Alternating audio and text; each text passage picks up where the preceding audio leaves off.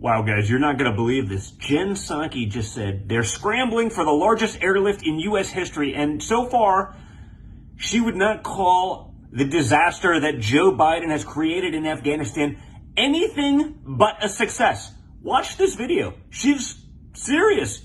Anything but a success? They can't guarantee your safety security. They pulled out before taking care of all Americans.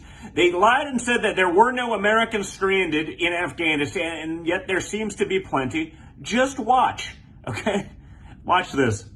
Go ahead. Thank you, Jen. Is there any concern that maybe trying to reach this deadline and get everybody out, mistakes are being made now that there is a report that at least one of the Afghans evacuated to Qatar has suspected ISIS ties?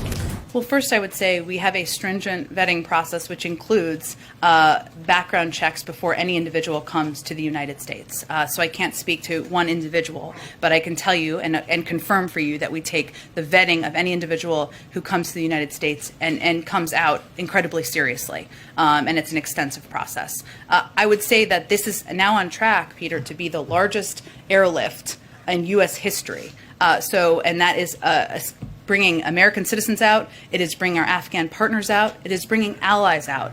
So no, I would not say that is anything but a success. Okay, and I know that you... Okay, so a U.S. embassy issues an alert for U.S. citizens to leave Afghanistan or they're on their own.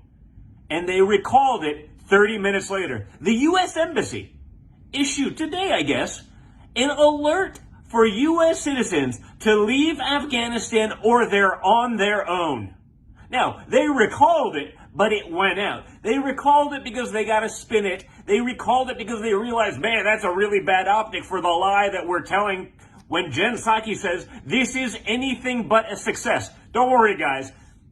We can say you're on your own. We can recall it, but no mean tweets, okay? So Peter Doocy is out there asking some questions, right? He's actually asking real questions of this press secretary who was on vacation most of last week. First and foremost, is there any concern that maybe trying to reach this deadline and get everyone out, that mistakes are being made? Now that there's a threat and a report of at least one Afghan evacuated to Qatar who has suspected ISIS ties.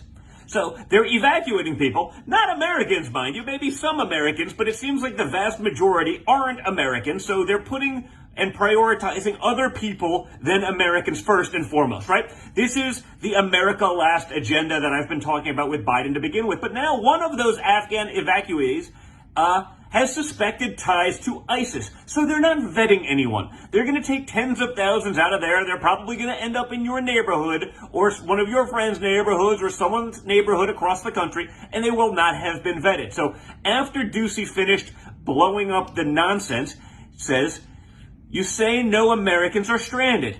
This is someone in Kabul who says, I'm stranded. I guess he's referring to one of the people that we've heard. You had the female reporter yesterday who was beaten in the streets multiple times for the crime of not traveling with a male counterpart. So he goes into the example. So is there a better word for somebody that can't leave the house to get to the airport? Because even Jake Sullivan, the national security advisor, said there are Americans stranded in there. They say ISIS is outside the airport. This is Jake Sullivan saying ISIS is outside the airport. That's Obama's team. Same thing. Joe Obama. That's Joe Obama's team saying that ISIS is outside the airport. Again, more lip service. So Doocy closes with perhaps the question of the day, which is, if the Taliban said that staying past the 31st was going to provoke a reaction, and then President Biden decides, okay, so we won't stay, does the Taliban effectively have some sort of influence or operational control over U.S. military planning? Do they have perhaps the same or more influence over our military than the commander-in-chief? And honestly, guys, it's a good question because I'm starting to wonder. Watch the clips. You can see them for yourself. This is utter insanity. That's what our focus is on. You say no Americans are stranded. This is someone in Kabul who says, I am stranded.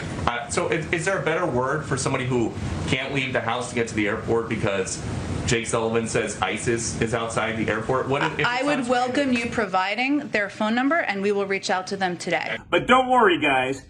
Don't worry. Jen Psaki says this cannot be viewed as anything but a success. It's a huge success, guys.